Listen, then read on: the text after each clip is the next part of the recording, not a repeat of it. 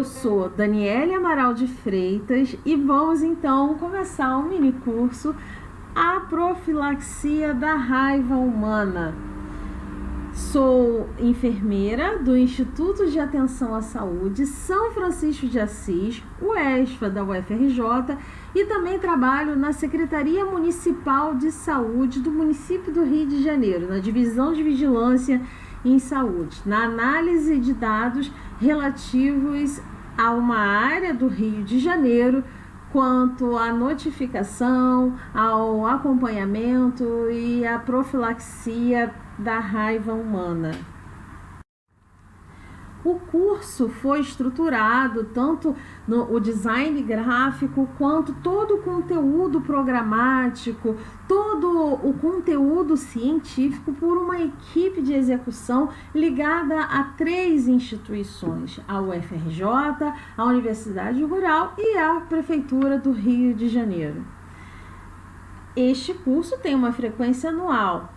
Fique atento ao nosso Facebook e ao site do ESFA para obter mais informações quanto à próxima turma. Então vamos começar? A raiva, então, é uma zoonose viral, né? Ela então é caracterizada por uma encefalite que é progressiva e aguda. É uma doença extremamente grave que tem uma letalidade de aproximadamente 100%. Apenas 5 pessoas no mundo inteiro conseguiram se recuperar dessa doença. E com a exceção da Antártica, a raiva é endêmica em todos os continentes, ou seja, ela está presente em todos os continentes, sendo a raiva furiosa a forma mais comum da raiva humana, apresentando então aproximadamente 80%. No Brasil, entre o ano de 2010 e 2018, nós tivemos 36 casos notificados de raiva humana. A maioria deles estão distribuídos entre a região norte e a região nordeste do país. Nos últimos 2 anos, nós tivemos um aumento de número de casos. Inclusive, este ano, um caso de um óbito por raiva humana notificado no estado do Rio de Janeiro. Mas quais são os animais transmissores da raiva humana? São mamíferos que são acometidos pelos vírus e são capazes então de transmitir a raiva para os humanos, sendo os principais transmissores, até mesmo por conta do contato em áreas urbanas, os cães e os gatos. Entretanto, nas áreas rurais, podemos verificar que a doença afeta os animais de produção, como os bovinos, os equinos, entre outros. O ciclo aéreo é um dos responsáveis pela manutenção da cadeia de transmissão da raiva, tanto a raiva animal quanto a raiva humana, porque esses animais eles percorrem ambientes urbanos e eles percorrem também ambientes silvestres. E então temos o morcego, além desses animais silvestres, como por exemplo os primatas, os canídeos e os fenídeos, que fazem parte dessa cadeia de transmissão. Então, quais são as condutas iniciais do acolhimento àquela pessoa que é agredida por algum animal transmissor da raiva? Primeira coisa, então, é lavar o ferimento com água e sabão. Para aquelas lesões que são mais extensas, que são mais profundas e que há a necessidade de reaproximação de bordos, podemos realizar sim a reaproximação de bordos, mas evitando a sutura. Caso exista a necessidade, dependendo da área, dependendo da idade do paciente, dependendo da possibilidade de comprometimento daquela lesão, de risco de infecção daquela lesão, pode ser um paciente, então, encaminhado por uma avaliação mais rigorosa, inclusive com a prescrição de medicamentos, tanto para dor quanto para infecção. tá? Além disso, é um ferimento que exige uma avaliação quanto à situação vacinal para a profilaxia do tétano. Saber, então, se aquele paciente ele tem histórico vacinal com o tétano, se ele tem um histórico vacinal, há quanto tempo tem esse histórico vacinal, ele tem comprovação de que realizou essa vacina, ele tem alguma comorbidade que leve a uma imunodepressão e ao longo de quantos anos que ele não realizou a profilaxia para o tétano. E é claro, utilizar sempre a ficha correta para o atendimento antirrábico humano, visando então a indicação correta da profilaxia da raiva. Muito importante também é a avaliação e orientação para aquele usuário que procura a unidade de saúde e que ele foi agredido por algum animal que esteja com alguma lesão de pele. Afinal, muitos pacientes acabam evoluindo com esporotricose. Então, é importante que esse paciente seja devidamente orientado dos possíveis sinais e sintomas caso ele venha a apresentar a esporotricose. E também a orientação de retorno à unidade de saúde para que ele tenha um tratamento adequado. Vamos então conhecer a ficha de atendimento antirrábico. Ela precisa então ter uma numeração que deve ser fornecida pelos serviços de vigilância em saúde do território ou de acordo com o município a qual seja implementada o atendimento antirrábico. Importantíssimo, o preenchimento tem que ter qualificação. Então, preste atenção que a data da notificação, de uma forma geral, é a data do atendimento, que com certeza é diferente da data de nascimento.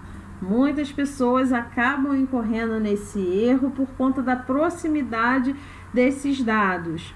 Importantíssimo também é o preenchimento dos dados tanto da unidade de saúde quanto do próprio paciente. Então, aqueles nomes incompletos, endereços incompletos, nome da mãe incompletos, além de não podermos realizar uma análise estatística favorável, uma análise da situação de saúde de acordo com o espaço-tempo, nós também, uma vez precisando realizar busca ativa desse paciente, nós não poderemos se nós não tivermos os dados completos.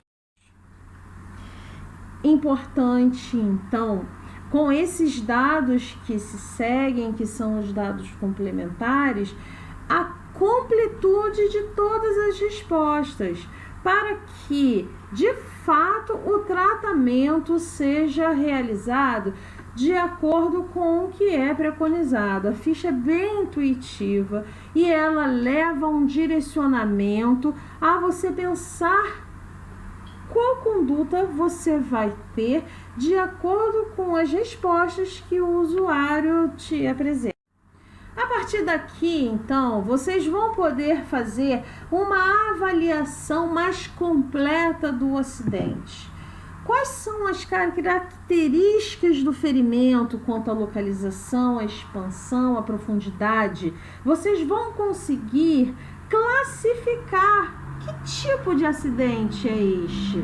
Se é um acidente leve ou se é um acidente grave. E vão poder verificar qual a situação real do animal, com relação à espécie, com relação às condições do animal no momento da agressão e a possibilidade da observação desse animal, né? E Com essas informações vai ser estabelecido então a conduta de prescrição. Vamos então começar a verificar o preenchimento para então prescrição do tratamento antirrábico. Então vamos aos tipos de exposição ao vírus rábico. Temos a possibilidade do contato indireto, quando há um contato com a pele íntegra, por contato por via aérea, como por exemplo você adentrando em uma caverna onde tem muitos morcegos e esses morcegos acabam deixando em suspensão o vírus, né? Então existe a possibilidade de você se contaminar a partir daí. Ou então ainda com a manipulação de objetos contaminados. Podemos também ter a arranhadura, a lambedura e a mordedura. Importante, a lambedura com pele íntegra não é indicativo de atendimento à profilaxia da raiva humana. Agora, a lambedura de locais mais graves que possa ter uma forma de penetração do vírus, aí sim, que são eles mucosa ou ferimentos. O outro, quando a gente inclusive coloca pré-exposição, que é quando eu vou falar mais à frente. Vamos então para a localização. Lembrando que a ficha deve ser preenchida de forma qualificada e completa. Então, se as respostas forem sim, preencha 1. Se as respostas forem não, preencha 2. E se as respostas forem desconhecida, preencha 3. Mas se você está de frente com o paciente, no atendimento, fazendo este vínculo com o paciente, você vai verificar quais locais que ele apresentou a lesão. Você vai ouvir esse paciente, você vai fornecer todas as orientações necessárias para esse paciente. Então, a primeira localização que nós temos aqui é a mucosa, né? Então, tem a mucosa oral, entre outras mucosas que possam ocorrer contato através da saliva dos animais. Cabeça e pescoço, mãos e pés, tronco, membros superiores, membros inferiores. Lembrando que vamos sempre colocar em mente quais são as localizações mais graves, são aquelas que têm maior inervação. Então, cabeça, pescoço, mãos e pés são sempre áreas mais graves, além da mucosa, porque tem uma área de inervação extensa, é onde o vírus tem predileção. Quanto aos tipos de ferimento, você pode ter um acidente com esses animais, possíveis transmissores da raiva humana, aonde você tenha apenas um ferimento, ou aquela situação aonde você pode ter arranhadura com mordedura, você pode ter mordedura em vários locais. Agora, de novo, quando a gente fala em qualificação da ficha, se nós temos o contato com o paciente e estamos no atendimento preenchendo a ficha, quer dizer, nós vamos saber pelo menos se foi único, se foi múltiplo ou se realmente não teve ferimento. Por exemplo, se a pessoa vai fazer uma pré-exposição, que é veterinário, né, estudante, então ele vai tomar a vacina como uma forma de prevenção, porque ele vai ter um risco ocupacional, ou ele esteve em uma caverna e nessa caverna ele realmente teve o contato e que foi um contato indireto com esse morcego, né? Então assim, ele não vai ter o ferimento. E em relação ao tipo do ferimento.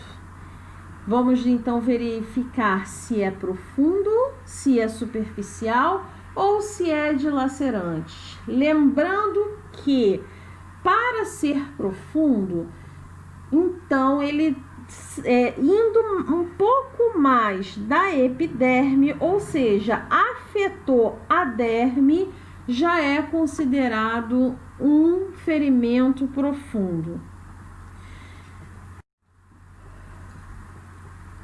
Quanto aos antecedentes, é importante colocar então a data da exposição, ou seja, a data é aqui o paciente foi agredido pelo animal, que não necessariamente vai ser a data da notificação ou a data do atendimento.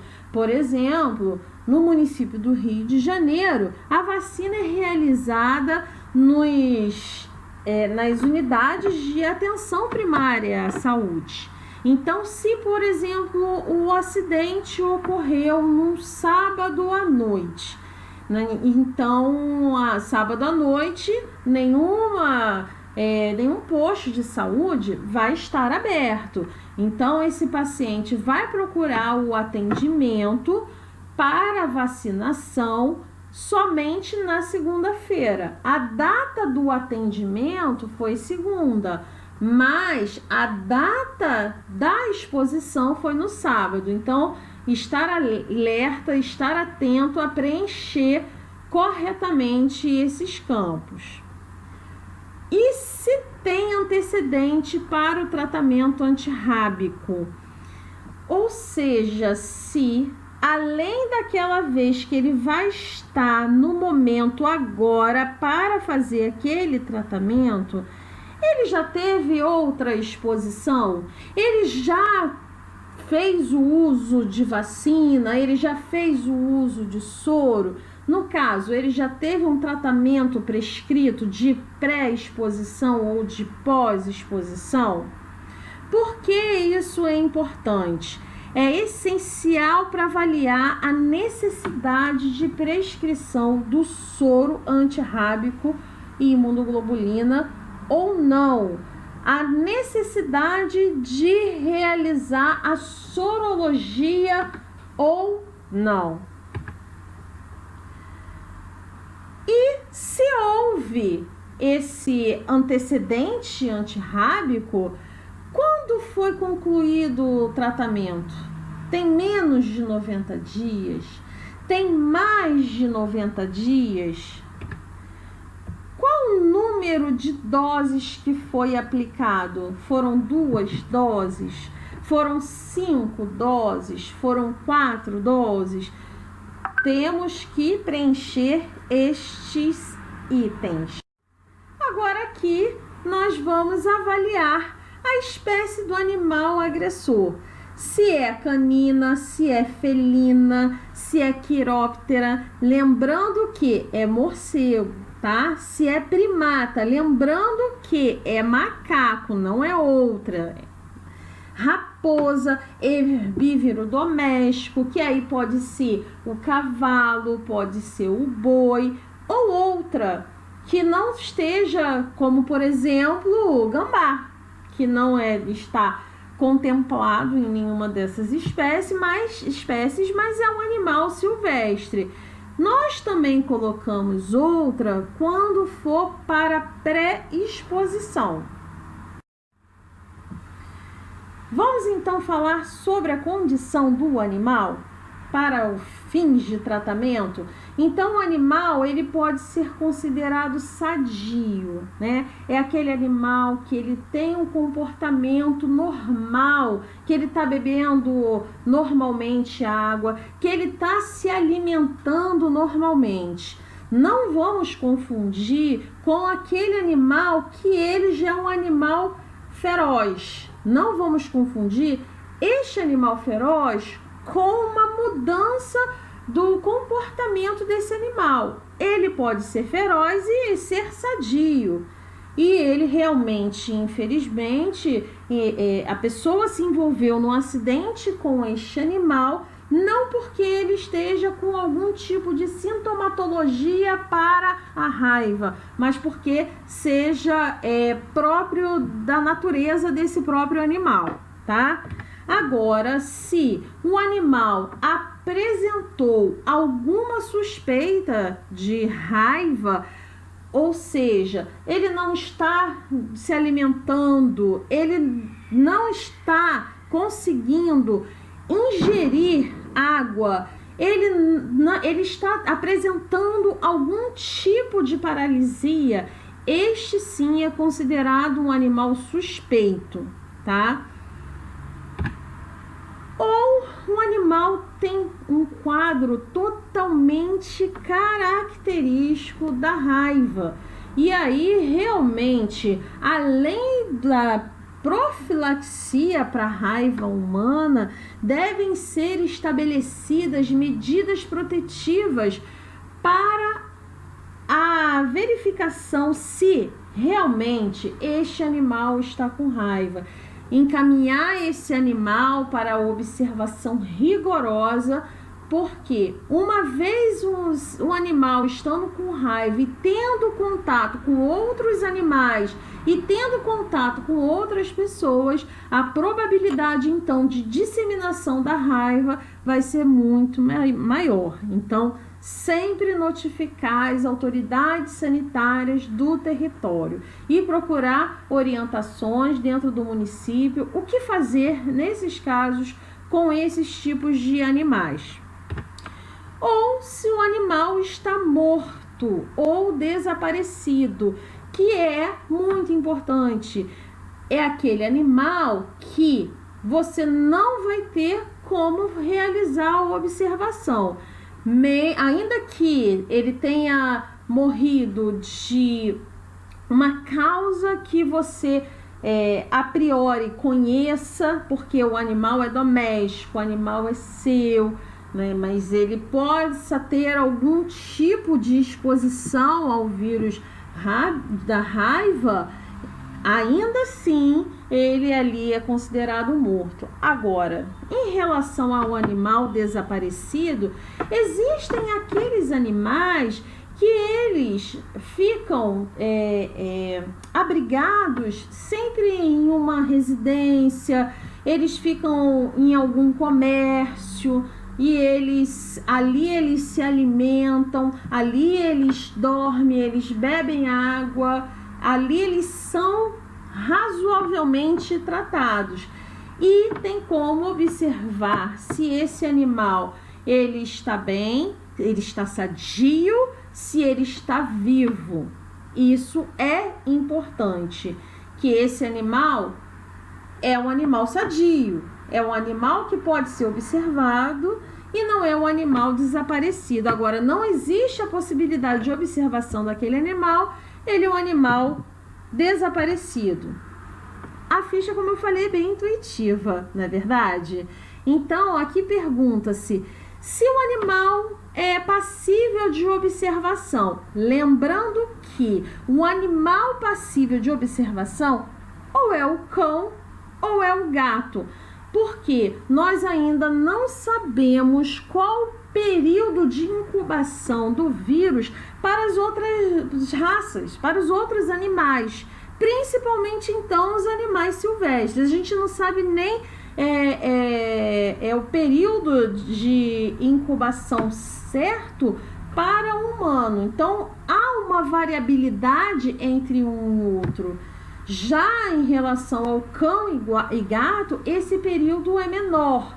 Então, sabe-se que em até 10 dias, apresentando os sinais e os sintomas, o animal da raça canina ou da raça felina, ele vai evoluir ao óbito.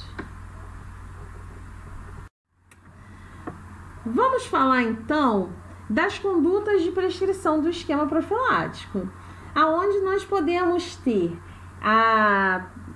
o tratamento, né, direcionado para aquelas pessoas que têm um risco ocupacional, ou seja, são veterinários, são acadêmicos de medicina veterinária, são pessoas que cuidam desses animais possíveis transmissores da raiva humana e que têm uma exposição constante com esses animais, ou até mesmo aqueles que trabalham em laboratórios de análise com essas amostras desses animais possíveis transmissores da raiva. Existe a possibilidade, então, de dispensas de tratamento, onde nós não realizamos qualquer tipo de prescrição. Existe, então, a possibilidade de pós-exposição, ou seja, é quando a pessoa foi exposta ao vírus da raiva e que, de alguma forma, seja ela direta, seja ela indireta, e que ela necessite de algum tipo de prescrição profilática, seja para observação do animal, mas uso de vacina, somente o uso de vacina ou o uso de vacina mais o uso do soro ou da imunoglobulina. Para esse tipo de prescrição, nós vamos ver a seguir, que vai depender de toda uma análise, se o acidente for grave, se o animal for observável ou não, para definir qual tipo de tratamento. E existe também o esquema de reexposição, quando a pessoa já tem um histórico de exposição, de um tratamento de exposição, e ela faz então o esquema de reexposição. Então vamos conhecer mais o tratamento pré-exposição. Então, como eu falei, é para pessoas permanentemente expostas ao risco de infecção. O esquema, então, ele é composto de 3 doses de vacina, sendo ela realizada no dia 0, no dia 7 ou no dia 28, com a dosagem de 0,1. Apenas um sítio de aplicação, ou seja, vou vacinar somente em um dos deltoides, no direito ou esquerdo. Após 14 dias, então, da finalização desse esquema, deve ser o paciente orientado a procurar a unidade para a realização da titulação de anticorpos. Então, agora nós vamos falar da pós-exposição, mas não podemos começar a falar da pós-exposição sem antes falar da via de administração e da dosagem da vacina antirrábica.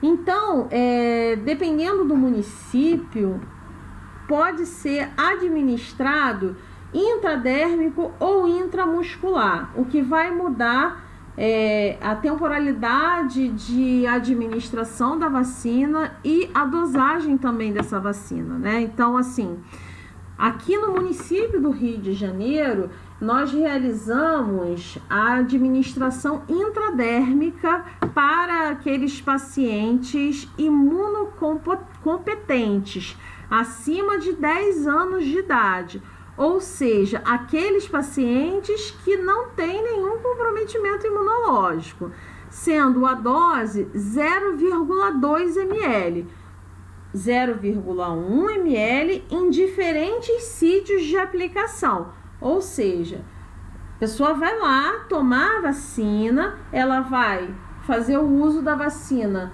por exemplo, no deltoide, 0,1 ml em um braço, 0,1 ml no outro braço. Mas existe a possibilidade também de realizar a vacina intramuscular, que é indicada então para pacientes imunocomprometidos, crianças de até 9 anos, 11 meses e 29 dias, e indivíduos em uso de cloroquina para a malária. A dose então é de 0,5 ml em apenas um sítio de administração. Vamos então falar da conduta para o animal observável. Mas vamos lembrar um pouquinho do que a gente falou até aqui. Acidente leve é aquele acidente que é único, é um acidente superficial e é um acidente em área não grave. Este é considerado um acidente leve. Se for um acidente numa área que seja uma área com maior risco, já é um acidente grave. Se for um acidente aonde tenha uma lesão profunda, já é um acidente grave. Se for um acidente aonde tenha mais de uma lesão, ou seja, é múltipla, já é um acidente grave. Então, a partir de agora, nós vamos misturar os dois conceitos: acidente grave, acidente leve e observação do animal, tipo do animal. Então, se o animal for observável e o acidente for leve, vamos então apenas observar o animal. A observação ela é realizada por 10 dias, observou 10 dias, no 11º dia nós podemos finalizar esse esquema terapêutico prescrito, tá? Então, para acidente grave, nós devemos, além de observar o animal durante 10 dias, nós prescreveremos então 2 doses de vacina, uma no dia 0, outra no dia 3. Lembrando que para qualquer intercorrência, o usuário deve ser orientado a procurar a unidade de saúde. Se o animal morrer, se o animal desaparecer, se ele se tornar raivoso antes de concluir essas 2 doses de vacina ou o período de observação do animal, ele deve retornar e deve ser reavaliado para a prescrição de soro antirrábico ou não, para o aumento para 4 doses de vacina ou não. A conduta, então, para o animal que é observável, porém o animal que está dentro do critério de suspeito, para o acidente leve, deve ser prescrita então 2 doses de vacina, uma no dia 0, outra no dia 3, mais a observação do animal. Aqueles acidentes graves, deve ser prescrita então as 2 doses de vacina, informando então a possibilidade de ampliar o esquema e realizar o soro antirrábico. Agora vamos falar do animal doméstico, não observável, ou aquele de interesse econômico de produção, como o cavalo, o boi, né? Então, vamos para o acidente leve, prescrever 4 doses de vacina, sendo uma no dia 0, outra no dia 3, outra no dia 7, outra no dia 28. Atenção a essa prescrição. Se você prescrever uma dose para vacinação intradérmica, o último dia da vacinação vai ser no dia 28, mas para o esquema vacinal com a utilização da vacina em dose e região intramuscular, o último dia da vacinação vai ser no 14º dia. Para o acidente grave, então, além dessas 4 doses prescritas, será também prescrito o soro antirrábico. Agora vamos falar então da conduta para aqueles animais silvestres e para o morcego. Um acidente com morcego ou animal silvestre, sempre vai ser um acidente grave. Ainda que você, eu tô no meu quarto, eu tava dormindo, deixei as janelas abertas, eu moro numa área muito arborizada, muito verde, né? E assim, quando eu acordei, eis que tinha um morcego na minha cabeceira, mas eu não tenho nenhum ferimento. Ainda assim, é um acidente grave. Você não sabe qual tipo de exposição que você possa ter tido com aquele morcego, né? Então, assim, a prescrição é 4 doses de vacina antirrábica com o soro antirrábico ou a imunoglobulina antirrábica. Só uma observação muito importante: a aplicação tanto do soro quanto da imunoglobulina deve ser realizada até 7 dias após a primeira dose, independente da data de realização da terceira dose. Bom, como vimos até aqui, a profilaxia da raiva humana, ela não termina, ela não se limita somente aquele dia do atendimento, onde eu fiz a prescrição, onde eu preenchi a ficha de notificação. Ela pelo menos demora 11 dias de monitoramento para você verificar se o usuário fez as doses de vacinas prescritas, se ele está observando o animal, qual o resultado dessa observação do animal. O animal está bem? O animal sumiu? O animal faleceu? Qual conduta eu vou realizar perante a qualquer tipo de alteração desse animal? Então, para aquele outro prazo onde você prescreva 4 doses de vacina e realize o soro ou a imunoglobulina, esse paciente teve algum evento adverso, de qualquer maneira, são 28 dias para a liberação, para o encerramento de fato do caso. Nesse intervalo de tempo, existe a possibilidade do paciente faltar a uma dose prescrita, desse paciente não fornecer a resposta no tempo oportuno.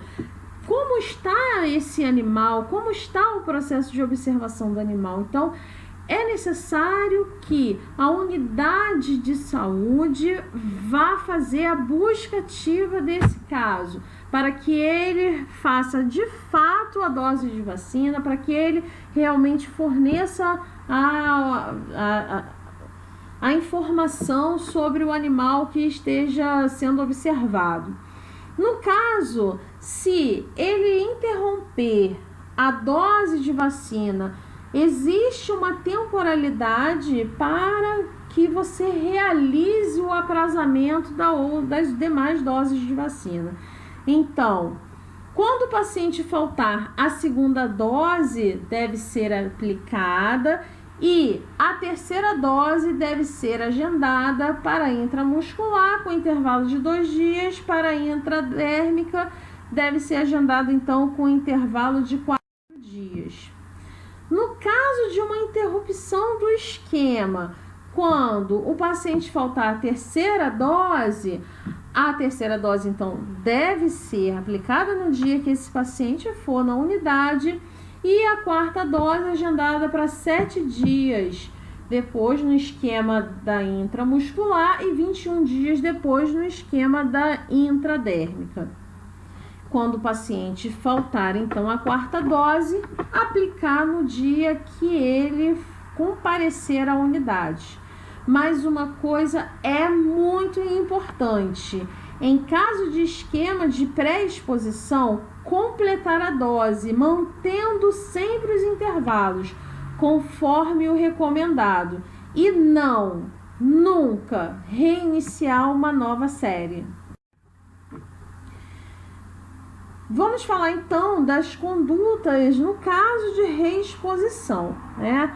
Então, assim, como eu falei, a ficha ela é bem intuitiva, né? Até então você sabe se o paciente teve um antecedente de vacinação antirrábica e se ele fez o esquema completo ou o esquema incompleto.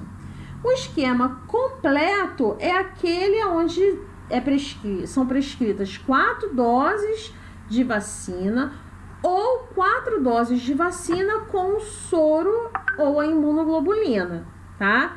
E o esquema incompleto é aquele aonde ao menos são prescritas 2 doses de vacina, tá?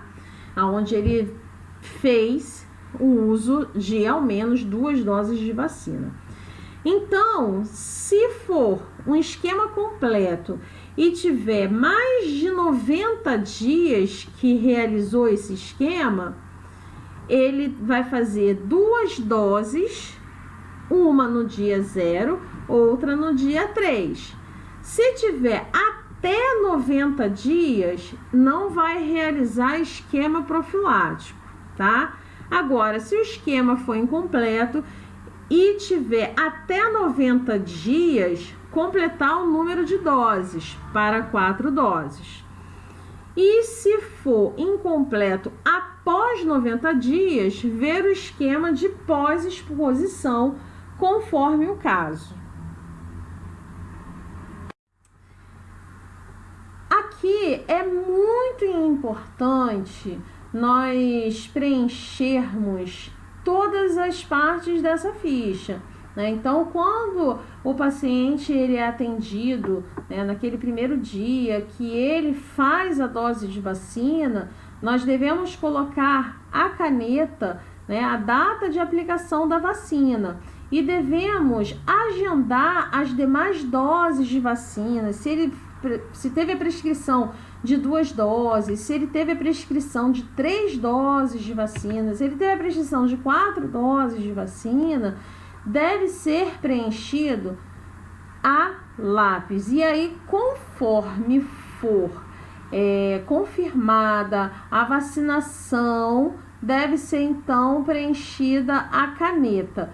Lembrando que esse preenchimento também deve ser realizado na ficha do esquema vacinal que fica com o paciente, para facilitar então o atendimento desse usuário quando for realizar a vacina nas salas de vacina. E obviamente também a previsão da próxima data de vacina que ele precisa ter já o seu planejamento para ir à unidade de saúde. Então, nós acompanhamos esse usuário, né? Nós atendemos esse usuário e aí nós vamos agora encerrar. Passado, então, aquele período de observação, né? Então, assim, qual foi o desfecho? O animal está bem, ele não apresentou nenhuma sintomatologia, ele não desapareceu, então é negativo para a raiva clínica, né? Ele morreu, mas eu fiz o exame e deu negativo para a raiva, então negativo para a raiva laboratório. Assim como nós temos os outros encerramentos, né? Então, se dá positivo para a raiva, o animal apresentou os sinais e sintomas compatíveis com a raiva, e aí já no campo observação, colocar quais foram as condutas adotadas junto à vigilância epidemiológica do território, né? Então, assim, se foi positivo no laboratório, igualmente, quais foram as condutas adotadas, né? Se o animal foi morto, foi sacrificado, não teve diagnóstico. Infelizmente, acontece da gente ter o abandono e realmente perder essa informação.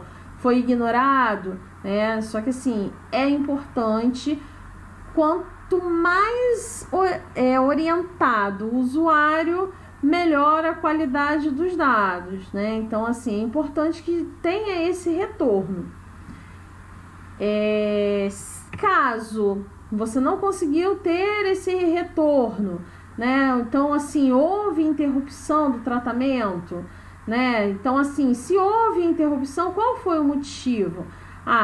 Paciente abandonou, né? Ou então não, o paciente ele estava viajando, então ele foi agredido aqui no nosso território, mas ele voltou para o município de origem, e aí foi uma questão de transferência, ou foi indicação da unidade.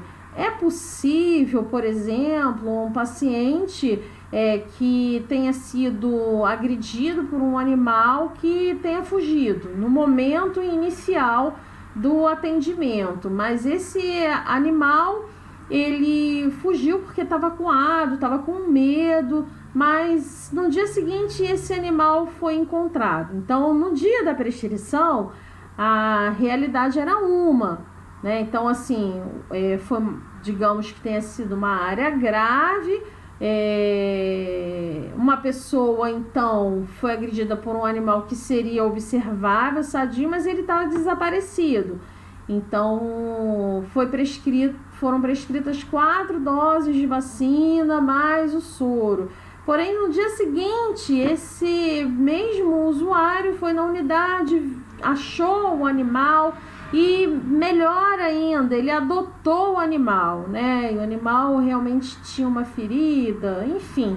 O animal estava com dor e por isso ele respondeu agredindo, né, o usuário. Então, nessa ocasião, você pode reduzir as doses de vacina para apenas 2.